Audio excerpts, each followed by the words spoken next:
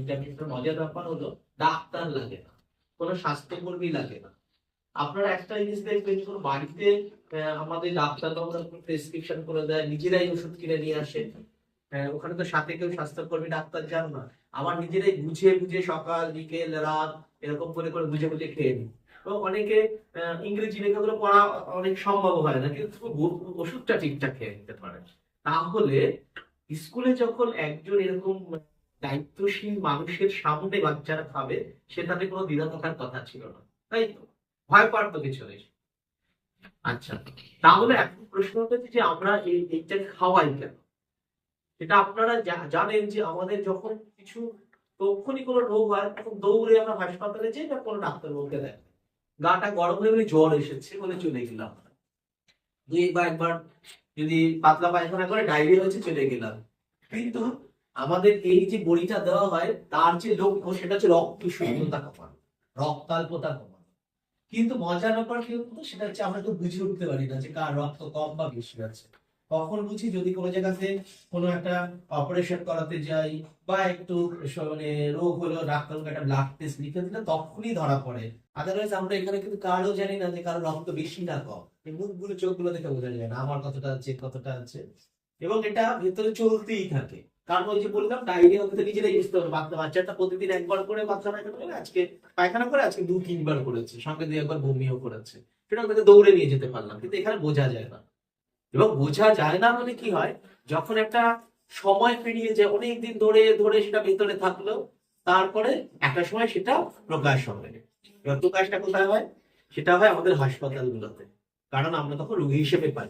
এই মানুষগুলো তো সবাই নর্মাল মানুষ যারা এই ঘরটাতে বসে আছে, কিন্তু যখন হাসপাতালে যাবে তখন নর্মাল মানুষ, যার মধ্যে তো ঘুরতে বেড়াতে চায় না, রুগী হয়ে ঢোকে। আরেকজন ঢোকে আমাদের হাসপাতালে, সে হচ্ছে গর্ভবতী মাতারা, যারা ডেলিভারির জন্য আসে বা অন্য কোনো চেক আপের জন্য আসে। তারাও কিন্তু আমাদের রুগী নন। কারণ গর্ভবতী মাদের আমরা চিকিৎসা করি না, আমরা কেয়ার দিই, পরিষেবা দিই, চিকিৎসাটা যাদের রোগ হয় তাদের করি।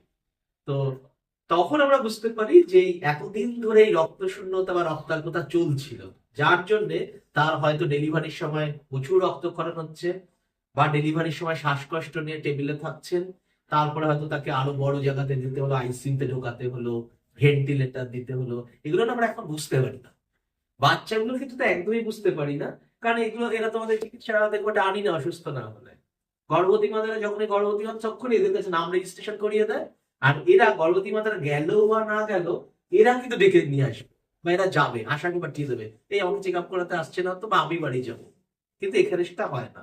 সেই জন্য আমরা আয়রন বড়িটা এই কারণেই দিই, যে ভেতরে যদি রক্তাল্পতা থাকে, সেটাকে আমরা প্রিভেন্ট করতে থাকি, মানে এটাকে বাধা দিই, যাতে এটা বেশি রক্ত আর শূন্যতা থেকে যায় না। যদি ভেতরে কমেও থাকে, কারণ টেস্ট করি বা না করি, সেটা কিন্তু এই ওষুধটা, এই ট্যাবলেটটা খাওয়ালে সেটা কিন্তু আমাদের যে নির্দিষ্ট পরিমাণ রক্ত থাকার কথা, সেটা কিন্তু মেনটেন করে। যার ফলে আমাদের বুঝতে পারি না, কিন্তু সেই সময়টাতে বলুন একটা ঠিকঠাক হয়েছে, গর্ভবতী মাদারের ব্লিডিং কম হলো, শুনলে প্রায়ই শোনা যায় যে তার বাচ্চা হওয়ার সময় প্রচুর ব্লিডিং হয়েছে, সদর হাসপাতালে রেফার করতে হয়েছে। সেই ব্যাপারগুলো কিন্তু আসবে না। বাচ্চাদের ক্ষেত্রে কি হয়, যে এদের এইসব ঘটনাগুলো ঘটে না। তারা হয় স্কুলে আসে না, প্রায় শ্বাসকষ্টে ভোগে, দুর্বলতায় ভোগে, বারবার ডায়রিয়া হয়, বারবার নিউমোনিয়া সর্দি কাশি হয়। বাচ্চাদের 2-3টে জিনিস হয়, একটা হচ্ছে ডায়রিয়া খুব বেশি হয়, 2 নম্বর হচ্ছে শ্বাসের প্রবলেম, মানে নাকে জল পড়া, জ্বর সর্দি, এই দুটো হয়। আর একটা হয়, সেটা হচ্ছে কিছু মানে আরো কয়েকটা আমাদের এই পেটের ডিজিজ আছে, সেই কথা হয়। এই 3-4টে নিয়ে বাচ্চারা আসে। আদারওয়াইজ মানে অতগুলো প্রেজেন্টেশন তারা করে না আমাদের ডাক্তারদের কাছে। সেই কারণেই আমাদের যেহেতু রক্তাল্পতা, মানে এটা যদি আমরা হিসেব করে, একটা হিসেব আছে, সেটা হচ্ছে ধরুন একটা গ্রামের মধ্যে 1000 মানুষ আছে, তার মধ্যে 3/1 কিন্তু রক্তাল্পতা আছে। যদি আমরা সবাই রক্ত টেস্ট করি, সবারই দেখবো যে রক্ত কম আছে, হিমোগ্লোবিন, ওটাকে আমরা হিমোগ্লোবিন বলি, শব্দটা বলতে চাইছিলাম না। আছে না? এইগুলো চেনে না কেউ, বাড়িতে আছে গ্রামে। আমি সেদিন রিপোর্টে গেছিলাম, আমার সামনে বাচ্চাকে চলে বেড়াতে গেছিলাম। তো সেটা একটা হচ্ছে, তাহলে এটাকে আমরা বলি ক্লিপ ক্লিপ, এই ঠোঁট কাটাটা। আর ভেতর যে করে তালুটা প্যারেট বলে, ক্লেপ প্যারেট। এই একটা, তার একটা হার্টের রোগ হলো, একটা হলো হচ্ছে এইগুলো। আরেকটা হচ্ছে বাচ্চা জন্মানোর সময় অনেক সময় এই যে আমাদের মেরুদণ্ড আছে না, ওইটা ঠিকঠাক করে পুষ্ট হয়ে তৈরি হয় না, সেখানে কোনো খুঁত থাকে, ডিফেক্ট থাকে। ওই ডিফেক্ট কিন্তু পরবর্তী সময় বাচ্চাদেরকে নর্মাল আর লাগে না।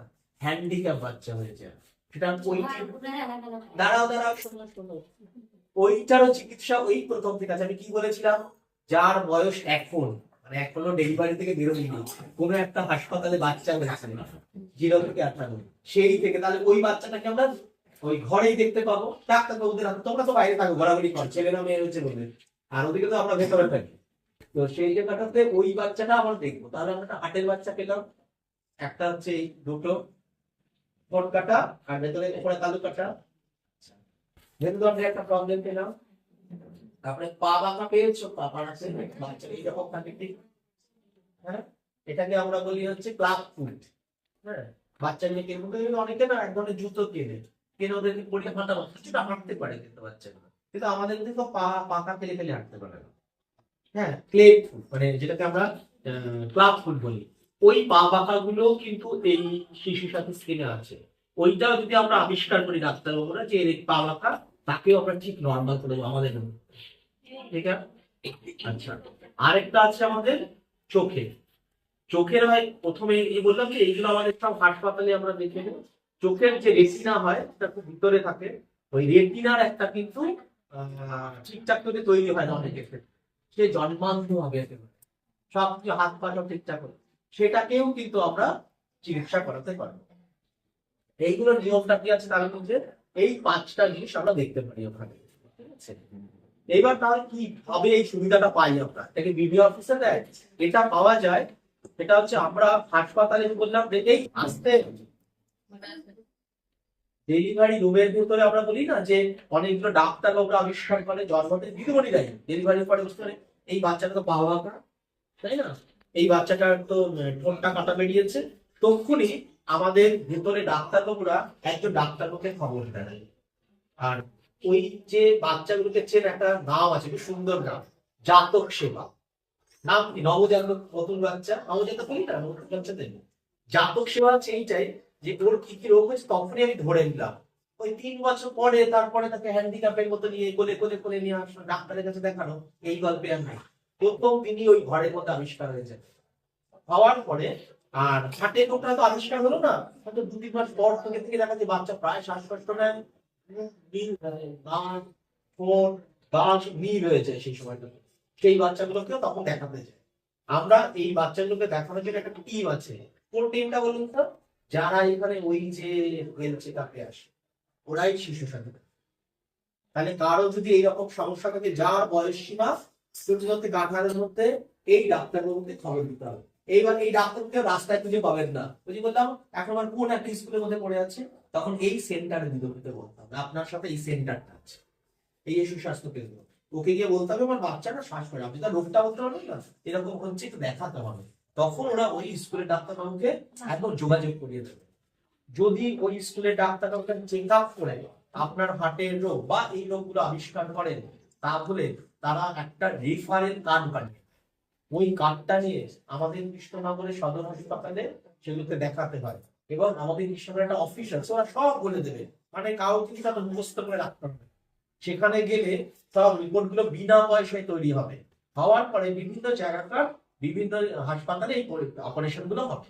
অপারেশন গুলো ডেট ওই হাসপাতালগুলো দিয়ে দেবে হচ্ছে আমাদের দপ্তরকে, এই কৃষ্ণনগরকে। কৃষ্ণনগর ফোন করে আপনাদের জানিয়ে দেবে যে আজকে আপনি এই হাসপাতালে গিয়ে যোগাযোগ করুন। তাতে হার্টের রোগের জন্য আমাদের একটা বড় মেডিকেল কলেজ বলা আছে, সেটা হচ্ছে আরজিকর মেডিকেল কলেজ, হার্টের চিকিৎসা করে। ঠিক আছে, এই যে ঠোঁট আর তালুগুলোকে সেলাই করে ঠিক করে দেওয়াটা, ওটা ঠিক করে।